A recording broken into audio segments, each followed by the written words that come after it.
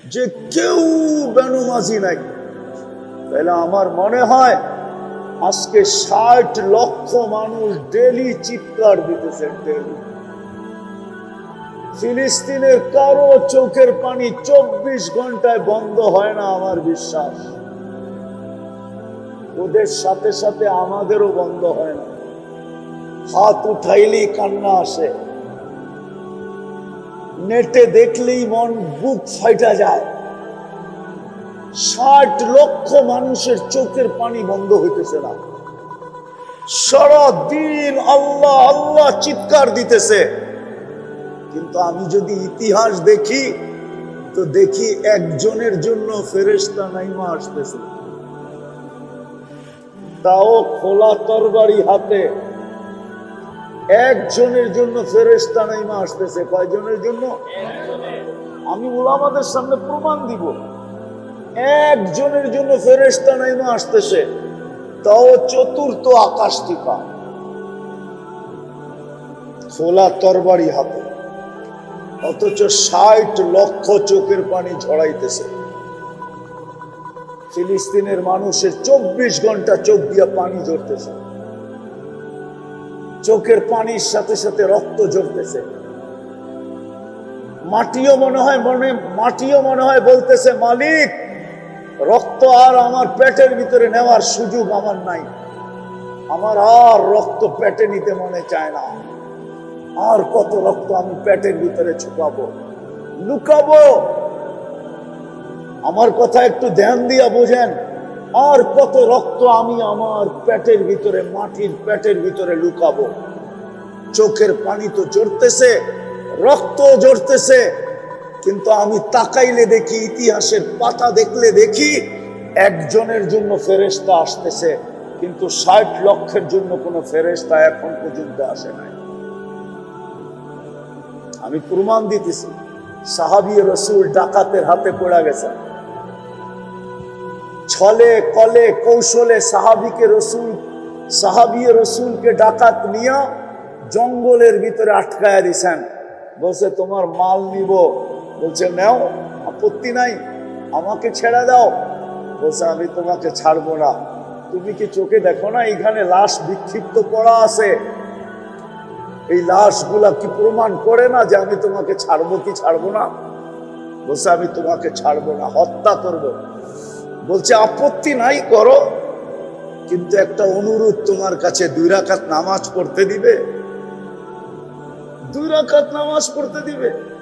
বলছে, পড়ানে। এই লোকগুলো পড়ছিল, কারো নামাজে কোনো কাজ দেখাইতে পারে নাই। তো সাহাবী রাসূল 2 রাকাত নামাজ পড়া ভয়ে ভয়ে যখন সালাম ফিরাইছেন ডাইন দিকে, সালাম প্রথমে ইমাম সাহেব ডাইন দিকে ফিরায়, তো দেখে ডাইন পাশে এক সুদর্শন যুবক দাঁড়ানো, খোলা তরবারি হাতে, চেহারার থেকে যেন চাঁদের চেয়ে বেশি আলো ছিটকায় পড়তেছে। বাম দিকে সালাম ফিরে তাড়াতাড়ি জিজ্ঞাসা করছে, তুমি কে? তো বলছে, ওয়া রে ওয়া, আশ্চর্যের বিষয়, ডাইকা আনলা তুমি, আবার তুমি জিগাও তুমি কে? ডাইকা তো তুমি আনলা, আবার তুমি জিজ্ঞাসা করতেছো তুমি কে? বলছে, কখন ডাইকা আনলাম? বলে, তুমি কি সেজদায় চিৎকার দাও না, ইয়া মুগিস আগিসনি? লম্বা দোয়া, চলেন আপনাদেরকে শোনাই দেই। ইয়া ওয়াদুদ ইয়া যাল আরশিল মাজিদ ইয়া ফাআলুল লিমা ইউরিদ আসআলুকা বিইজ্জাতিকাল্লাতী লা তুরাম ওয়া বিমুলকিকাল্লাযী লা ইউযাম ওয়া বিনূরিকাল্লাযী মালা আরকানা আরশিক আন তাকফিনি মিন হাদাল লিস ইয়া মুগিস আগিসনি। বলে, তুমি যখন ইয়া মুগিস আগিসনি বলে চিৎকার দিছো প্রথমবার, 7 আকাশের ভিতরে ছুটাছুটি শুরু হয়ে গেছে। ফেরেশতাদের মুখে চিৎকার ছিল, আল্লাহ, বিপদগামী কোন ব্যক্তির আওয়াজ, হুকুম দিতে দেরি, জাপা পড়তে দেরি করব না। তো আল্লাহ আমাকে নির্বাচিত করছেন, আর কাউকে না। বলছে, সবার প্রয়োজন হবে না, একজন গেলেই হবে। তা আমি নির্বাচিত হয়েছি। দ্বিতীয়বার যখন তুমি ইয়া মুগিস বলে চিৎকার দিছো, তো আমি 4 আকাশ অতিক্রম করে ফেলছি। তৃতীয় একবার যখন চিৎকার দিছ, তো আমি তোমার পাশে আইসা দুশ্মনকে জাহান্নামে পাঠায়া দিছি। ওই যে দেখো লাশে আগুন জ্বলতেছে। সাহাবী রাসূল হাসি দিয়া বলতেছে, এটা আমার বৈশিষ্ট্য? বলছে না, তোমার মতো নামাজ কিয়ামতের সকাল পর্যন্ত যে উপহার দিবে, আমি তার জন্য জীবিত থাকব, আর তার ডাকে আমি 4th আকাশ থেকে ছুটে আসব। আমি যদি আল্লাহকে প্রশ্ন করি, মালিক আজকে তো 60 লক্ষ চোখের পানি জড়াইতে 24 ঘন্টা ওদের চোখের পানি ঝরতেছে, জমিন পর্যন্ত রক্ত নিতে এখন দ্বিধাবোধ করতেছে যে আমি আর কত রক্ত জড়িত লাশ আমার পেটে নিব। ফিলিস্তিনের মাটি মনে হয় এটা বলতেছে। ইতিহাস তাকাইলে দেখি একজনের জন্য ফেরেশতা পাঠাইতেছ, কিন্তু 60 লক্ষের ফেরেশতা কোথায়? কিন্তু আল্লাহ তো আমাকে বলে, ওরা আমাকে ভালোবাসে বটে, কিন্তু আমি ডেলি 5 বার ডাকি, তুই আমাকে বল কয় % মুসলমান আমার কুদরতি পায়ে আইসা মাথা রাখে। অথচ আমি তো তোদের জন্যই তুর পাহাড়, যখন আমি দেখছি তুর পাহাড় 2010-এর কাহিনী বলতেছি, 15 বছর হইতে চললো। ওই সময় আমার মনে উঠছিল, মনে মুসা আলাইহিস সালাম আল্লাহকে জিজ্ঞাসা করছিলেন, তুকাল্লিমু মাই হাল তুকাল্লিমু আহাদান গায়রি, আমার সাথে কথা বলেন, আপনি কারোর সাথে কথা বলবেন? তো আল্লাহ বলে, মুসা জানো তুমি কোথায়, আমি কোথায়? আপনি পাহাড়ের চূড়ায় হবেন, আমি নিচে হব। দূরত্ব তো এতটুকুই হবে, ঠিক না? কেননা কথা তো তোর পাহাড়ে হইতেছে, ঠিক না? হ্যাঁ, এতটুকুই দূরত্ব, ঠিক না? আবার কয় জি। আল্লাহ বলে, তুমি তো ভাবতেছো যে আমি চূড়ায়, তুমি পদদেশে। বাইনি ওয়া বাইনাকা হিজাব, তোমার আমার মাঝে পর্দা। বলছে কয়টা? 70,000 পর্দা। আমি ওই পারে, তুমি এই পারে। সাতাতি উম্মাতুন, এক উম্মত আসবে, ওরা আমার সাথে কথা বলবে, আমি ওদের সাথে কথা বলবো। ফালা হিজাবা বাইনি ওয়া বাইনাহুম, এদের মাঝে আমার মাঝে কোনো পর্দা থাকবে না। পর্দা থাকবে না। আরে বলেন না, কোনো পর্দা থাকবে না, না না না না না, কোনো পর্দা থাকবে না। এই জন্য মুসল্লি যখন সেজদায় যায়, হায় হায় হায়, আস-সাজিদু ইয়াসজুদু আলা কাদামাইর রহমান, সেজদাকারী আল্লাহর কুদরতি পায়ে মাথা রাখে। মুসল্লি উনাজি রব্বা, বুখারী শরীফ, নামাজি আল্লাহর সাথে কথা বলে। কথা আল্লাহ বলে, এই সুযোগ দিলাম ওদেরকে, বল শতকরা কয়জন মসজিদে আসো? বলেন আপনারা কয়জন?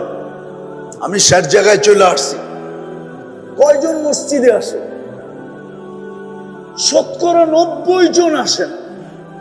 তাইলে প্রথম কথা ছিল যে দাবি তো করি মাথায় হাত দিয়া, বুকে হাত দিয়া, কোরআনে হাত দিয়া, মনের থিকা, বড় গলায়, সন্তানের মাথায় হাত দিয়া আল্লাহকে ভালোবাসি, কিন্তু 24 ঘন্টা বুক করি ওই আল্লাহটা, কিন্তু ওই আল্লাহকে মানি তো মানি কতটুকু? কালকে যে চলে যাব, এই আল্লাহকে চেহারাটা দেখাবো কি করে? বলেন, কোরআনের উত্তর দিব কি করে? লা তুসআলুন্না আনিন নাঈম, প্রত্যেক নিয়ামত সম্পর্কে যখন জিজ্ঞাসা করা হবে, তো জবাব দিব কি করে? ওই জান্নাত মিলবে কি করে? দ্বিতীয় দ্বিতীয় দ্বিতীয় দ্বিতীয় দ্বিতীয় রসুলকে ভালোবাসি, ঠিক না? না বাসি না? কে কে বাসি? পাক্কা মনের থিকা? নামান নামান নাম। দাবি করলে কি হবে? যদি রসুল কি ভালোবাসতে যুবক, তাহলে তোমার চুলের স্টাইল এরকম হইতো কেন? তোমার পোশাক আশাক এরকম হতো কেন? আমার সমাজের মা বোন বেপরদা চলতো কেন? মেয়েরা বেপরদায় ঘুরতো কেন? মুসলমান উম্মতে মুহাম্মাদি। একটা কথা শুধু বলে দিতেছি, একটা কথা বলে গুছায় আনতেছি কথা। দাবি তো করি রসুলকে ভালোবাসি, কিন্তু আদর্শে আদর্শবান হইতে রাজি না। আমি বুখারী শরীফ থেকে দেখায় কথাটা শেষ করতেছি। রাত্র 11টা বাজতে চলছে, আর লম্বা করতে চাইতেছি না। ইমাম বুখারী রহমতুল্লাহ আলাইহি লেখছেন, দুনিয়া বলে কবরের প্রশ্ন 3টা। কয়টা? কয়টা? আমিও বলি 3টা, কিন্তু কবরের মৌলিক প্রশ্ন একটা। আসল প্রশ্ন, আসল প্রশ্ন, আসল প্রশ্ন, গুরুত্বপূর্ণ প্রশ্ন একটার ভিতরেই 3টা, একটার ভিতরেই। ইমাম বুখারী রহমতুল্লাহ আলাইহি লেখছেন, কবরে যাওয়ার পরে সর্বপ্রথম জিজ্ঞাসা করবে, মা কুনতা তাকুলু ফি হাদার রাজুলি মুহাম্মাদিন, বলো যেই নবীর উম্মত বানায়া তোমার কাঁধে আমি 4 স্টার দিছি, 4টা স্টার দিছি তোমার কাঁধে, 4টা স্টার। মেজর জেনারেলের কাঁধে 4টা স্টার থাকে, তোমাকে আমি মেজর জেনারেল বানাইছি, 4 স্টার ওয়ালা বানাইছি। প্রথম স্টার কুনতুম খায়রা উম্মাহ, দ্বিতীয় স্টার উখরিজাত লিন-নাস, তোমাকে আমি মানব জাতির কল্যাণের জন্য পাঠাইছি। তৃতীয় স্টার হইল হুয়াজতাবাকুম, তোমাদেরকে কুদরতি হাতে আমি বাছাই করছি। চতুর্থ স্টার হইল শুহাদা আলান নাস, কিয়ামতের দিন আমি তোমাদেরকে আমার পক্ষে রাজ সাক্ষী হিসাবে নির্বাচিত করছি।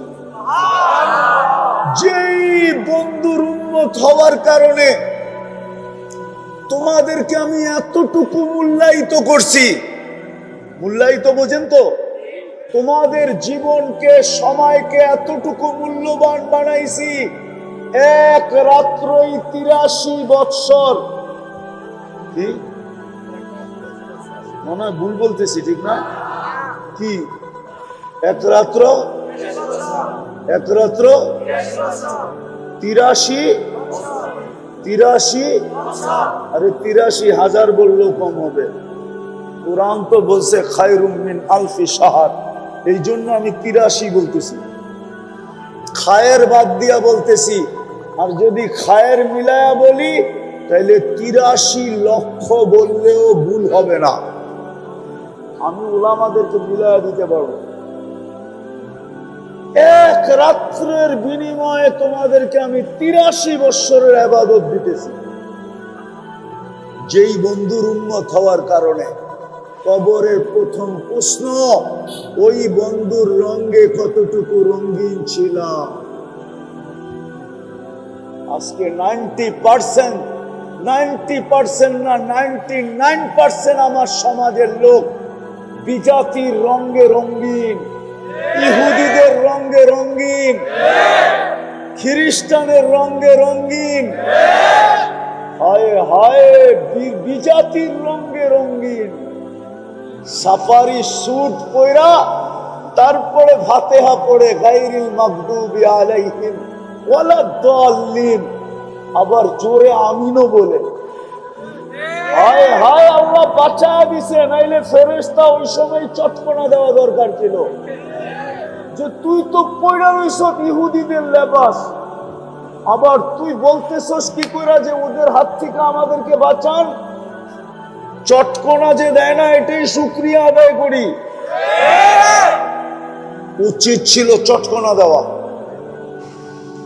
বলবে ফেরেশতা কই থেকে আইসা দিবে? আরে তোমার সাথে তো আছে 20 জন ফেরেশতা, 24 ঘন্টা আমাদেরকে গার্ড দেয়, গার্ড। দিনে 10 জন, রাত্রে 10 জন। ওই যেডি আমাদেরকে গার্ড দিতেছে ওডি একটা চাট উঠায় মারা উচিত ছিল। 90 জন সব বিজাতির রঙে রঙিন। যদি রঙিন না হইতো তাইলে পহেলা বৈশাখ আমার দেশে এরকম হইল কেন? অতীতে এরকম হইতো কেন? যাক, এই বছর তো একটু নতুন রূপ পাইছে, ঠিক না? অতীতে তো দেখা আসছি কি মঙ্গল শুভ, মঙ্গল শুভ যাত্রা, মানে ডিকশনারি পড়েন টরেন না, ঠিক না? শিরক করবে আর তোমাকে আল্লাহ চুমা দিবে, ঠিক না? মঙ্গল শুভ যাত্রা এই শব্দটাই তো শিরক দিয়া বড়া। একটু আগে না হুজুরে ওয়াজ করতেছিল, এটা তো শিরক দিয়া ভরা। কি দিয়া ভরা? 100% শিরক। এখনো যে পালতেছে, শুকরিয়া আদায় করেন। আমাদের কারণে, বন্ধুর কারণে পালতেছে।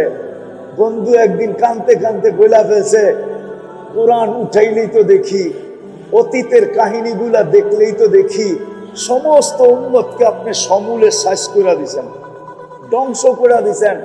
আমার উম্মতকেও কি সমূলে ধ্বংস করবেন? আর এই কথাটা জিজ্ঞাসা করছে চোখে পানি নিয়া, কানতে কানতে জিজ্ঞাসা করছে। আল্লাহর রহমতে জোশ চলে আসছে, বলছে বন্ধু আপনার উম্মতকে আমি সমূলে ধ্বংস করব, করব, করব, করব না।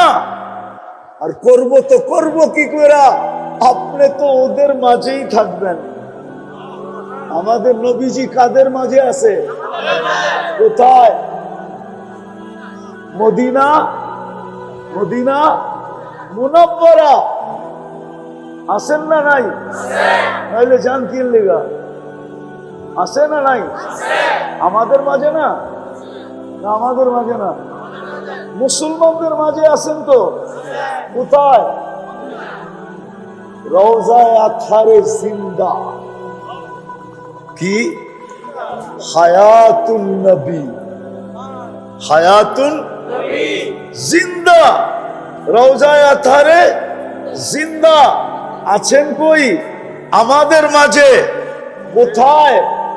মদিনা মুনাব্বারা। আপনি ওদের মাঝে থাকবেন, সমূলে ধ্বংস করবো তো করবো কি করে? এই জন্য বেঁচে গেছি।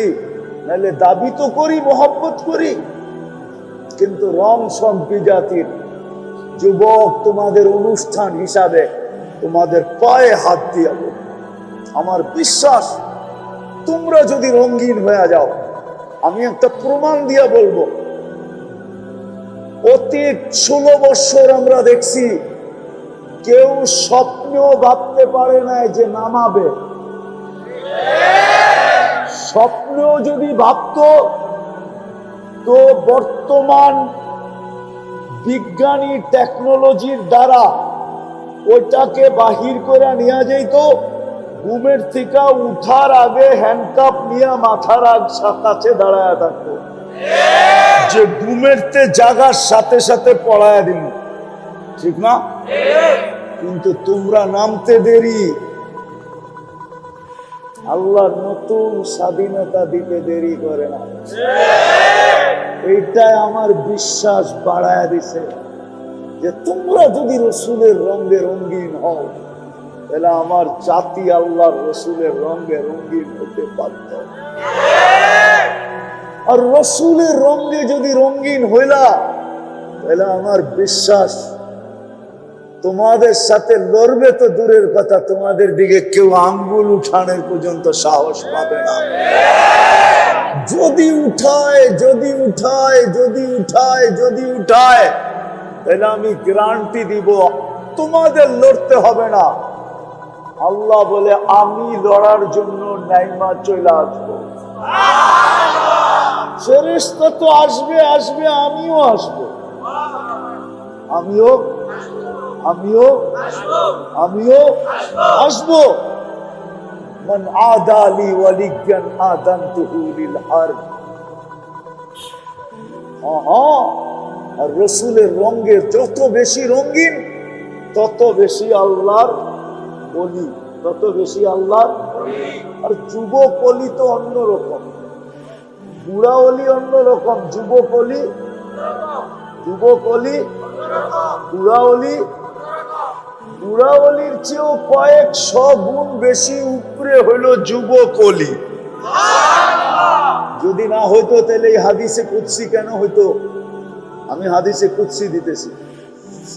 আল্লাহ বলতেছে লাউলা শাবাবা খুশা, যদি ওই যুবক জমিনে না থাকতো, যে নিজেকে লজ্জাপতির মতো আমার ভয়ে গুটায় নিছে আর আমার বন্ধুর রঙে রঙিন হয়ে গেছে, ওই যুবক যদি জমিনে না থাকতো, লাজালতুস সামা হাদিদা, আমি আকাশকে লোহার বানায়া দিতাম, ওয়াল আরদা সাফসাফা, জমিনকে তামার বানায়া দিতাম, ওমা আনজালতু মিনাস সামাই কাতরা, আকাশ থেকে একটা বৃষ্টির ফোঁটা না, ওমা আম্বাততু মিনাল আরদি হাব্বা, জমিন থেকে একটা শস্যের দানা না, বাল আনজালতু আলাইহিমুল আযাবা সাব্বা, একের পর এক আযাব দিয়ে ধ্বংস করে দিতাম।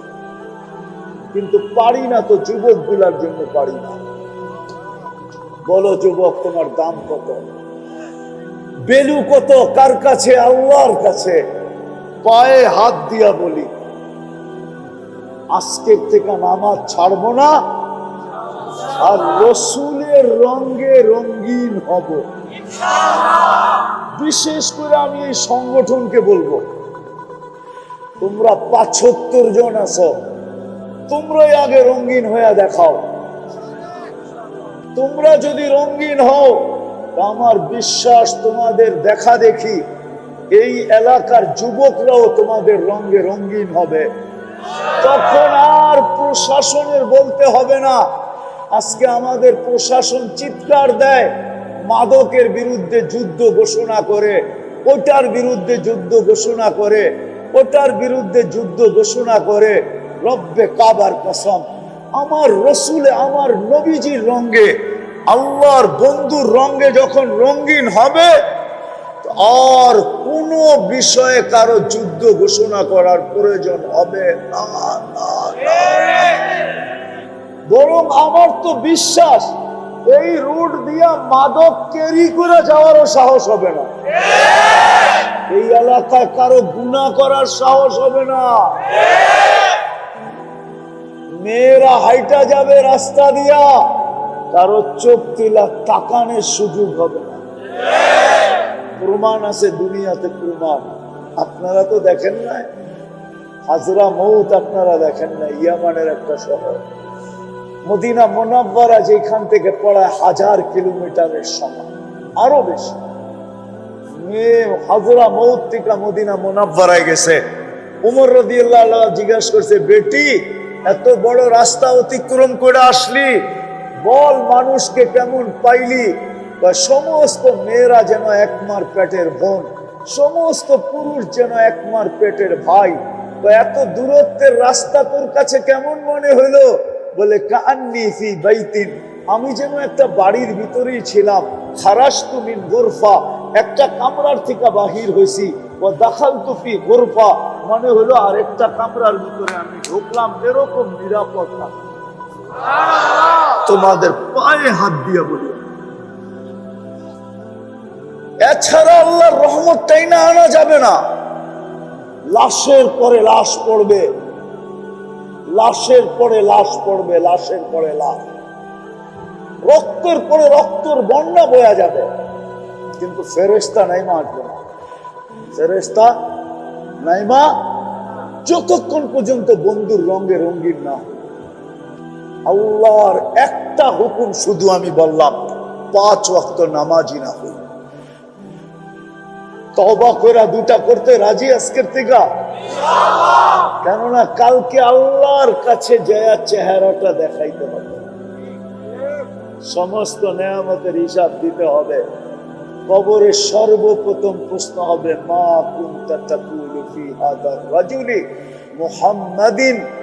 কিতাবুল জানায়েজ ইমাম বুখারী রাহমাতুল্লাহ আলাইহি লেখেন যে, বল আমার বন্ধুর রঙে কতটুকু রঙিন ছিলি, আমি বন্ধুর খাতিরে তোকে কিনা দিছি, তোর মর্যাদা কোথায় না উঠাইছি, উচ্চ শিখরে নিয়ে গেছি, সমস্ত উম্মতকে তোর সামনে আমি জলাঞ্জলি দিয়া দিছি। হ্যাঁ হ্যাঁ হ্যাঁ, এই জন্য চলেন আজকে মনের থেকে তওবা করি। কে কে রাজি তওবা করতে? পাক্কা? তাহলে বলে দেন, আল্লাহ অতীত থেকে তওবা করলাম, আপনি আমাদের তওবা কবুল করেন। দ্বিতীয়, আজকের থেকে নামাজ ছাড়বো না। পাক্কা? নামান। তৃতীয়, আজকের থেকে আল্লাহর রসুলের রঙে রঙিন হবে। যুবকরা কি বলে? পাক্কা? সত্য? কোন সহজ? আলহামদুলিল্লাহ সুম্মা আলহামদুলিল্লাহ বলেন না, আলহামদুলিল্লাহ। বাংলাদেশের মতো কপাল দুনিয়ায় আল্লাহ কাউকে দেন নাই। যেই দেশের কদমে কদমে হক্কানি আলেম পাওয়া যায়, আল্লাহর সৈনিক পাওয়া যায়, সৈনিক হক্কানি আলেম কদমে কদমে পাওয়া যায়, প্রত্যেক গ্রামে গ্রামে পাওয়া যায়, প্রত্যেক প্রত্যেক গ্রামে গ্রামে পাওয়া যায়। এরকম পরিবেশ দুনিয়ার কোন দেশে নেই।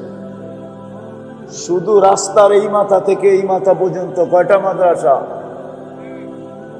না, আরে ওই মেইন রোডের থেকে ঢুইকা এই মেইন রোড পর্যন্ত বাইরেতে কয়টা মাদ্রাসা? দুই পাশে।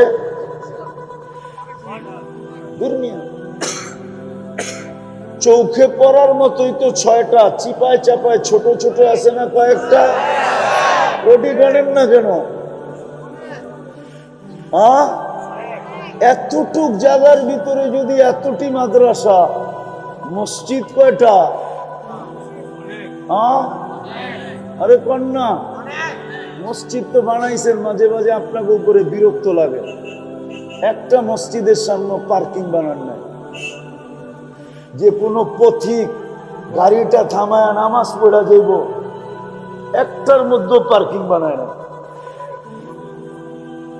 মাঝে মাঝে খুব বিরক্ত লাগে। আমি পড়ার সময় তো যাই, মাঝে মাঝে আমার খুব বিরক্ত লাগে।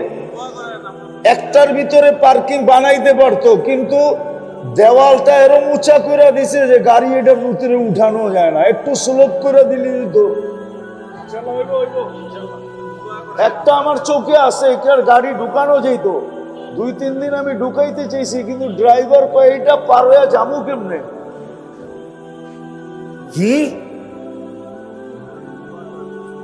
রাগ হয় না, মনেরটা কয়া দিলাম আর কি। মসজিদ কয়টা?